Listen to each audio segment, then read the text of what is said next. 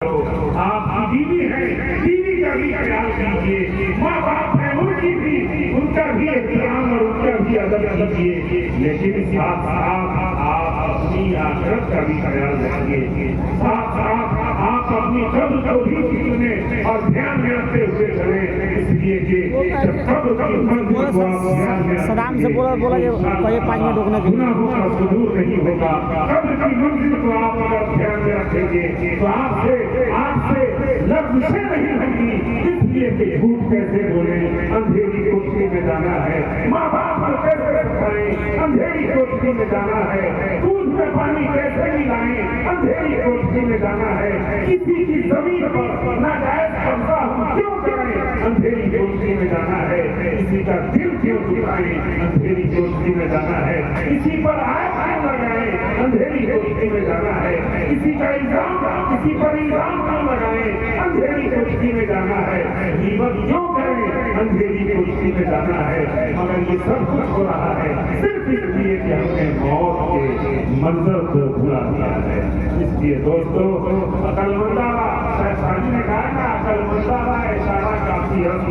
عقل مندوں کے لیے اشارہ کافی ہے۔ اگر آپ میری اپنی گفتگو کو سن لیا اور اسی کو اگر آپ نے جگہ دے دیا تو میں سمجھوں گا کہ بہت بڑی دولت آپ نے حاصل کر دی ہے۔ اس لیے میں تین باتوں کو دوہرا رہا ہوں کہ زنا سے بھی بدتر گناہ نمازوں کا چھوڑنا ہے، شراب پینے سے بھی بدتر گناہ نمازوں کا چھوڑنا ہے۔ یعنی جو بھی گناہ آپ کے سامنے ہو، برا اور بڑا گناہ، سارے گناہوں سے بڑا اور برا گناہ نمازوں کا چھوڑنا ہے۔ اس لیے ابھی بھی وقت ہے اللہ کی بارگاہ میں توبہ کر لیجیے، آنکھوں سے آنسو گرا کے رب کی بارگاہ میں دعا کیجیے، مولا جو میری زندگی نافرمانی میں تیری گزری ہے، اب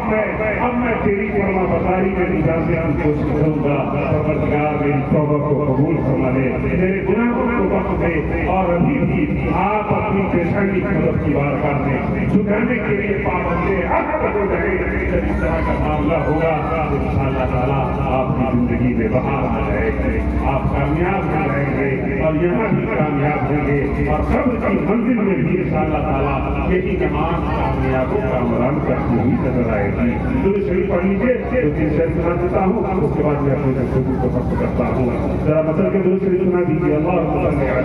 سیدنا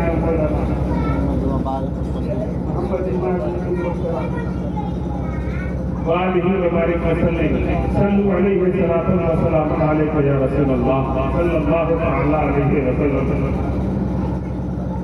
کرم کی بارش لطف و عنایت کون کرتا ہے، کرم کی